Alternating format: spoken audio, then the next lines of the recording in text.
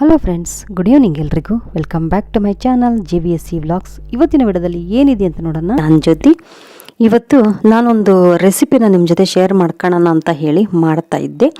ಸಾಯಂಕಾಲ ನಾನು ಹೆಂಗೋ ಅಡುಗೆ ಮಾಡಬೇಕಿತ್ತಲ್ಲ, ನಾನೊಂದು ಪಲ್ಯ ಮಾಡ್ತಾ ಇದ್ದೆ. ಅದನ್ನು ನಿಮ್ಮ ಜೊತೆ ಶೇರ್ ಯಾಕೆ ಮಾಡ್ಕೋಬಾರ್ದು ಅಂತ ಹೇಳಿ. ಇದು ಚಪಾತಿಗೆ ಭಾಳ ಚೆನ್ನಾಗಿ ಆಗ್ತೈತಿ ನೋಡ್ರಿ.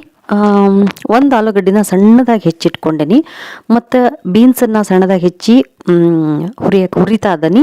ಹಾಗೆ ಒಗ್ಗರಣೆಗೆ ಎಲ್ಲ ಗೊತ್ತಲ್ಲ ನಿಮಗೆ. ಈರುಳ್ಳಿ, ಟೊಮೆಟೊ ಹಣ್ಣು, ಹಸಿಮೆಣಸಿನ್ಕಾಯಿ, ಕರಿಬೇವು, ಕೊತ್ತಂಬರಿ ಇದನ್ನೆಲ್ಲ ಸಣ್ಣದಾಗಿ ಹೆಚ್ಕೋಬೇಕು. ಈ ಪಲ್ಯ ಚಪಾತಿಗೆ, ನೀವು ಪೂರಿಗೆ ಕೂಡ ತಿನ್ಬೋದು. ಭಾಳ ಚೆನ್ನಾಗಾಗ್ತೈತಿ ಇದು ನೋಡ್ರಿ. ಬೀನ್ಸನ್ನು ನಾನೀಗ ಈ ರೀತಿ ಫ್ರೈ ಮಾಡಿದೆ. ಜಾಸ್ತಿ ಫ್ರೈ ಮಾಡ್ಕೋಬಾರ್ದು, ಸೀಸಬಾರ್ದು ಅದನ್ನು. ಸ್ವಲ್ಪ ಗಟ್ಟಿ ಇದ್ದಂಗೆ, ಒಂಚೂರು ಚೂರು ಕೆಂಪು ಹತ್ತದಂಗೆ ತೆಗಿಬೇಕು. ಈಗ ಹುರ್ಕೊಂಡಾದ್ಮೇಲೆ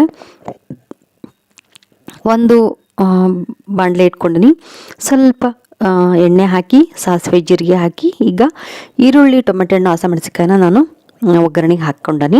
ಈ ಒಗ್ಗರಣೆ ಚೆನ್ನಾಗಿ ಬೇಯೋ ಮಟ್ಟ ಒಂದು ಹಿಟ್ಟನ್ನು ರೆಡಿ ಮಾಡ್ಕೋಬೇಕು. ಇದು ಯಾವ ಹಿಟ್ಟು ಅಂದರೆ ಹಸಿ ಕಡ್ಲೆ ಹಿಟ್ಟು, ಎಲ್ಲರಿಗೂ ಗೊತ್ತಿರ್ತೈತಿ. ಗ್ರಾಮ್ ಫ್ಲೋರ್ ಹಿಟ್ಟನ್ನು ರೆಡಿ ಮಾಡ್ಕೊಂಡೆ. ಅದನ್ನು ಸ್ವಲ್ಪ ಒಂದು ಎರಡು ಟೀ ಸ್ಪೂನ್ ಅಷ್ಟು ಹಸಿ ಕಡ್ಲೆ ಹಿಟ್ಟನ್ನು ಹಾಕಿ ಒಂದು ಬಟ್ಲಲ್ಲಿ ಹಾಕಿ ಕಲಸಿ ರೆಡಿ ಮಾಡಿ ಇಟ್ಕೊಂಡೆ.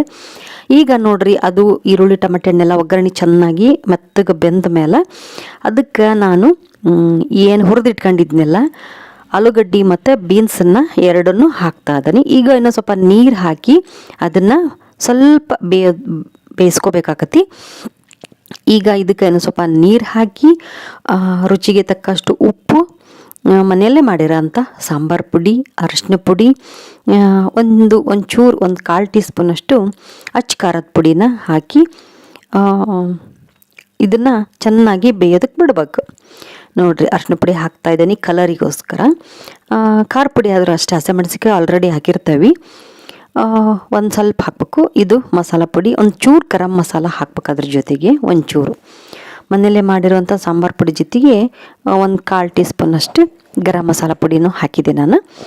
ಬಹಳ ಚೆನ್ನಾಗಾಗ್ತೈತಿ. ಇದು ನಾನೇ ಕಂಡಿಡಿದಿರುವಂಥ ಒಂದು ಪಲ್ಯ ರೆಸಿಪಿ. ಓಕೆ, ನೀವು ಇದನ್ನು ಚಪಾತಿಗೆ ಮತ್ತು ಪೂರಿಗೆ ನೆನ್ಪಿಟ್ಕೊಳ್ಳಿ.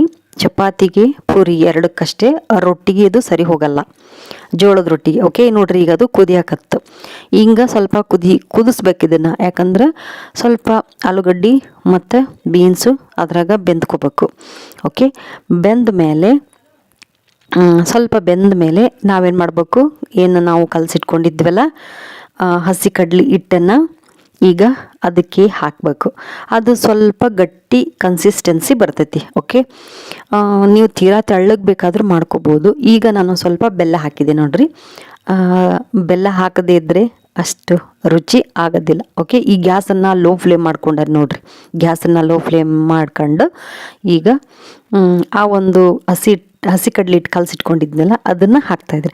ಅದು ಸ್ವಲ್ಪ ತಿಕ್ನೆಸ್ ಬರ್ತೈತಿ ನೋಡ್ರಿ. ಆಗಲೇ ಬಂದೇ ಬಿಡ್ತು, ಹಾಕ್ತಿದ್ದಂಗೆ ಬಂತು ನೋಡ್ರಿ.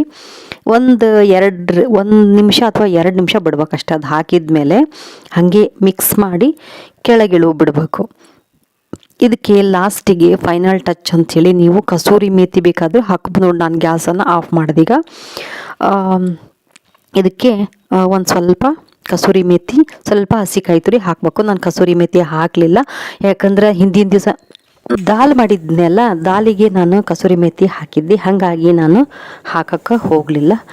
ಓಕೆ, ಈ ರೆಸಿಪಿ ನಿಮಗೆ ಇಷ್ಟ ಆದರೆ ನೀವು ಕೂಡ ಖಂಡಿತ ನಿಮ್ಮ ಮನೇಲಿ ಟ್ರೈ ಮಾಡಿ. ಹಂಗಾರೆ ಒಂದು ಟೇಸ್ಟ್ ಹೇಗೆ ಬಂದತಿ ಅಂತ ನೀವು ನನಗೆ ಕಮೆಂಟ್ ಮಾಡಿರಿ. ನೆಕ್ಸ್ಟ್ ವಿಡಿಯೋದಾಗ ನಾನು ಮತ್ತೊಂದು ರೆಸಿಪಿ ಅಥವಾ ವ್ಲಾಗ್ ಯಾವುದಾದ್ರೂ ಆಗಿರ್ಬೋದು ಅದ್ರ ಜೊತೆ ಬರ್ತೀನಿ. ಈ ವಿಡಿಯೋ ನೋಡಿದ್ದಕ್ಕೆ ಥ್ಯಾಂಕ್ ಯು.